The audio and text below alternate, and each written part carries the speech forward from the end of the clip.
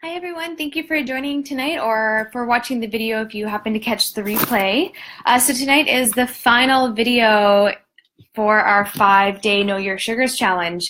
So we are on our final hours of the portion where we're actually not including added sugar in our diet, and if you were even able to go for 1 hour without including added sugar, well, 1 hour, one meal or one snack without including added sugar, then you have done amazing. This is not about depriving yourself of sugar. This is about learning about sugar and understanding sugars and where they're coming from in our diet and what we can do instead of turning to sugar all the time. So this was about a lot of different aspects. So just understanding, learning, seeing where sugars are coming from and what we can do. So I really, really hope that over the last 5 days that you have gotten something out of this challenge and that you've learned something. So today I just wanted to share with you some ideas as to how we can reduce sugar cravings. I'm going to talk to you about why you might have sugar cravings. And I'm going to give you a program option that you can actually take with me that's going to help you reduce sugar craving, that's going to help you find balance, that's going to help you increase energy levels, that's going to help you feel great. This is something that's happening right after the holidays, and I'm really excited about it. So I'd love to share some of the information with you. So last day for me, if you're interested in letting me know how you did on the sugar challenge, let me know. Even if you went one snack or one meal, say yes, because that means that you've succeeded. For me, day 2, a little bit easier than the first day. I wasn't at work today, so in being at home, I don't really have as much access to sugary products, so I found it a little bit easier at home. So that was something I've learned about myself right there. That is a little bit easier for me in my own home setting to reduce sugar intake or to avoid added sugars than it is at work. So that was good to know. Again, when you're going to work, always just be prepared and have healthy food options available for you. I find the workplace is actually a challenge for a lot of people when it comes to added sugar, because oftentimes, especially if you're at the office, you might see some candies on the table, or oftentimes staff meetings have sugary breakfast, such as muffins that are from Tim Hortons or McDonald's, or unhealthy lunch options, often with cookies or even sodas or sugary drinks are available. The workplace is quite a challenging spot for a lot of us. So in finding this balance, balance in the workplace is also really important as well as at home, really everywhere. So the idea is, how do we find balance everywhere? How can we always be happy with our intake options or our choices? How can we always be happy and feel really great and feel really well, even if we're in a society that's sort of asking us to eat all these processed sugars all the time and all these added sugars? How can we remain balanced? How can we remain feeling well? Christina, she says, I thought about you every time I added sugar to my coffee. Great tips just for awareness and knowing when might be a good time to look for healthier alternatives. Totally. Thank you so much, Christina. So that's what it was all about, just offering tips and tricks to choosing healthier options, whether, again, it's at the workplace or whether you're on holiday or whether we're at the Christmas season. For you guys to even join this challenge during December is amazing. I'm absolutely impressed with everyone who's been watching and participating, and even just listening. If you weren't actually doing the challenge, doesn't matter. The awareness of where sugar is really, really important. So again, I thank you guys so much. It's just been really incredible. Oh, Katrin, no vanilla syrup in my latte today. That's amazing, because I know Katrin's actually a good friend of mine. She just joined the chat, and we both drink sweetened lattes. So I haven't had sweetened latte in the last 2 days, and Katrin, well done. That's amazing. So here's the thing. And again, you can ask questions as I go along here. I'm just going to talk about why we might crave sugar. So we do live in society, again, like I just said, where sugar is sort of everywhere. Well, how do we avoid it? How do we maintain positivity in a world where we're just being bombarded all the time with these unhealthy options? There are many, many ways, and that's sort of what I've been explaining to you and what I'm going to explain to you, and even what is discussed in the program and in the services.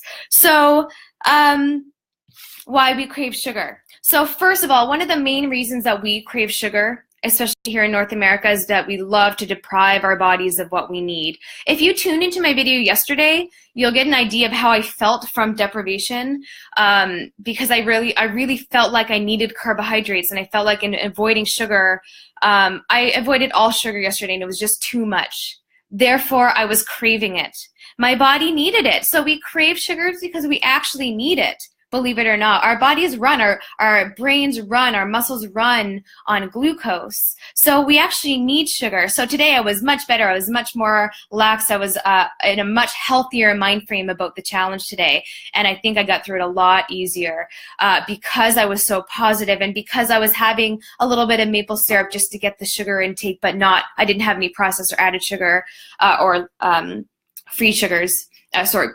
I had maple syrup, but I didn't have anything else. So a part of it is that we deprive ourselves.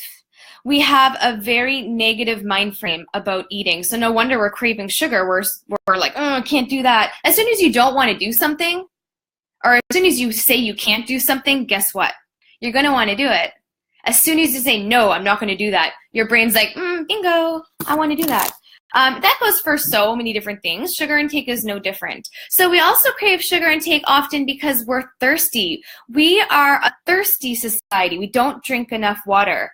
I would love to do a water challenge with you guys in the new year. I'm going to take a break from challenges for all of us. I think we should just kind of sit with the information that we've all discovered for ourselves this week. But maybe in January, we'll all get together and do like a 5-day increase in water challenge. Anyway, so being thirsty is one of the biggest reasons that we crave sugar. Our body's just craving water. So thirst is a really important thing to keep in mind. If you're thirsty, drink water. And that doesn't mean to drink a sugary drink when you're thirsty. Definitely have water. Water challenge accepted, said Sean. Awesome, good. Well, that will be fun. That'll be really good for you, I think, Sean. Wonderful. Hi, Jordan. So drinking water, not depriving ourselves. So another reason that we might crave sugar is because we have unbalanced diets here in North America. We don't eat enough at breakfast, and then we overeat snack food at dinner. That sounds really after dinner, I should say. That sounds really backwards. We tend to have a small lunch here in North America and this giant dinner, and then we eat in the evenings. And that might work for somebody who's very active in the evening and very sedentary during the day. But for the rest of us, we should probably focus on having more of our intake in the middle of the day, where we're more active. We're usually working at that point, so our bodies are moving a little bit more. In the evening, we tend to sit around. Why would we have most of our intake in the evening? Now, the other thing is that we crave sugar in the evening. It's very common to crave sugar in the evening. Why? For a lot of reasons, especially what I've just said. So if we're not eating in the morning, it's going to catch up to you. We're going to crave sugar in the evenings because we're probably just hungry. But we don't recognize hunger as needing nutrients. We recognize hunger sometimes as wanting sugar. So we have to sort of go back and say, you know, what am I really needing right now? You're probably just needing nutrients. So another reason you're going to need or that you're going to crave sugar is because you just didn't meet nutrient needs. So if you're craving something, you're probably just needing something else. Another reason you might crave sugar is due to hormone imbalance. You know, hormone imbalance, speaking of water challenges, hormone imbalances happen for many reasons. In fact, that's a whole other ballgame. That's a whole other video. But one of the reasons that we have hormone imbalance is because of the way that we're eating. So if we're having too much sugar, that can create hormone imbalance. If we're not sleeping very well, which often we don't in North America, we're creating hormone imbalances. We create hormone imbalances due to having unhealthy digestive systems, which happens in North America due to the dietary intakes that we choose. So there's a lot of things going on here. Hormone imbalance, again, it's a whole other story, but it's a reason why we might end up craving sugar, as well as lack of sleep. There's no way that I believe that any of this that I've said so far is not related to how we treat our bodies, how we eat, even our mind frames to wellness. Again, if you're walking around saying, oh, I can't do this, you're going to want to do it. If I can't have that half a brownie that somebody wants to share with me. If you are the healthiest you can be, then having that half brownie doesn't mean anything other than, that was good. Now I move on with my day. Can you imagine feeling like that? Saying, oh, I just had a cookie that my friend baked for me and it was delicious. And I feel great about it. We don't really live in a society where that's the case, do we? We live in one where we see a lot of shame, especially around the holidays. We see a lot of shame and guilt and almost fear in our intake. You know, we take spinach salads to work at lunch, feeling like, oh, I did something good for myself today, only to go home and overeat a bag of chips or something else, or ice cream or something. That doesn't sound right to me. We need to come back to our inner health, our inner wisdom, and we need to change that. We need to be more positive. Okay, I'm going to actually, Jennifer, you have a long comment. I'm going to say this because it's probably really interesting. This isn't a very informative video. I do have a question regarding carbs. I'm really obsessed with Smart Pop popcorn. Smart Pop popcorn is so good. I don't blame you. I just eat Smart Pop all day, and I don't want anything else. Oh, that's funny. Okay. What would you recommend regarding issues like that? It could be a bit of OCD. At least I'm letting the Cliff Bar aside for a bit, though. Okay. Why would one be craving Smart Pop popcorn? I'm probably going to assume in this case it might be due to a lack of overall balanced intake. So if you're eating a healthy, balanced dietary intake, if you have a nice, healthy breakfast and then a nice healthy lunch, and then your afternoon snack is full of nutrients, and then you have a nice dinner and then a nice snack if you eat evening snacks. Mind you, everyone has different styles of eating. I just said that out loud. Don't feel like you need to, like, oh, I don't need an afternoon snack. Then maybe you don't. That's okay. So it could be that you're just, again, craving nutrients. You could be craving fiber because the Smart Pop popcorn has quite a bit of fiber, so maybe you're missing fiber. It could be the salt, Jennifer, because it's quite salty, so there could be lack of balance or lack of sodium there. It could be so many different things. What I could challenge you to do, Jennifer, would be to enjoy a portion, maybe 2 or 3 cups of Smart Pop once a day, and maybe just leave it at that. If you need to, at first, maybe twice a day, but to supplement your intake with healthier, balanced snacks and meals as you go along throughout the day. But I don't want anything else. We can talk privately, Jennifer. We might want to go a little bit further into what could be happening there. I would love to have a chat with you, definitely. So I will message you afterwards. I mean, again, Smart Pop is delicious, but we sort of have to figure out why. Oh my God. Oh, that's funny. It's not. It is. It's cute. We'll figure it out. Yeah, we'll figure it out later, okay? Because that's going to be something where we might have to, say what's really going on here. Because that's what I call a food jag. It's what it is. It's called a food jag. A food jag is when we only want one thing for a period of time. Now, children go through food jags a lot when your children only want to eat one thing and it can drive you crazy, but that's called a food jag. Why somebody might be going through a food jag, we'd want to go further into that. But that's what that's called when you're sort of stuck on one thing. I mean, it happens, but we do need to find out why that's happening for sure.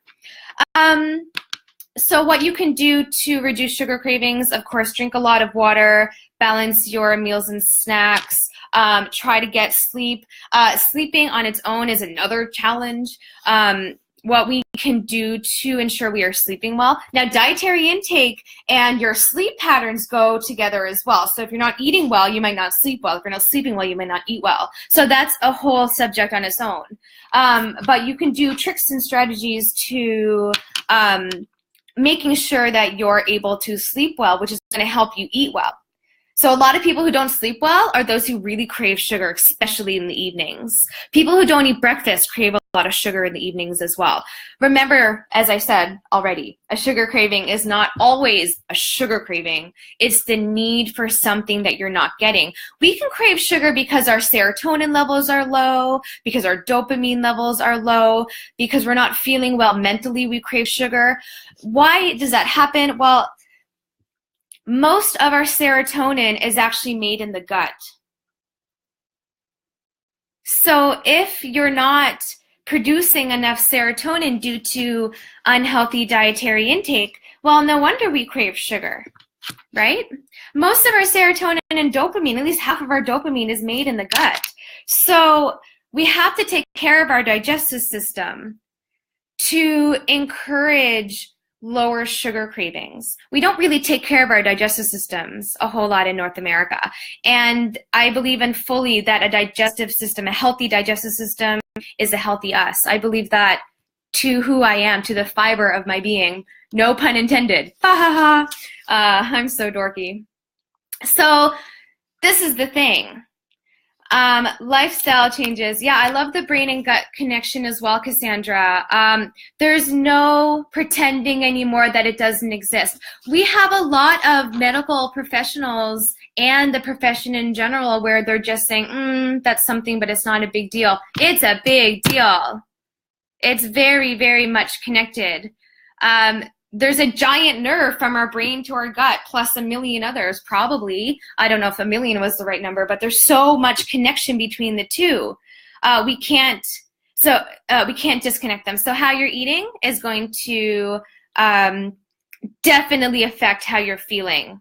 How you're feeling is going to affect whether or not you're craving sugar or not. So this is what I have for you. I have this program. Now, this program was developed by me because I did this transformation for myself. I had to find balance within myself, and I did it. I feel so good because I found this perfect answer to my problems. I used to be very fatigued. I had some extra weight, especially around my midsection. I didn't sleep very well. I was always really bloated. This is mostly university that it was. University, I started doing more research in dietetics as well as afterwards. I really found a diet that works for me based on nutrition information I learned and lifestyle choices I was making, and very much trial and error. But this style of eating, it makes everything easier. I have balance. I have no guilt over holiday eating, over vacation eating, over, eating. I love chocolate. I love ice cream. I love chips. If anyone knows me, I don't say no to really anything. And I don't have guilt over it. Can you imagine feeling like that with high energy levels, being a healthy weight, just feeling so good about yourself? This is what this program can do for you. I can make you feel so good. We need to just find this balance, folks. And I'm not ever going to say you cannot eat sugar because I don't believe in it. Now, sugar does cause a lot of problems, so we're going to talk about limiting sugar, but we're not going to say no sugar because I don't believe in that. And if I don't believe in it, we don't do it, because why would I ever, if I said you can't have wine, but I drink a glass of wine, why would I do that? I wouldn't. So yeah, that is probably the best solution. I really do feel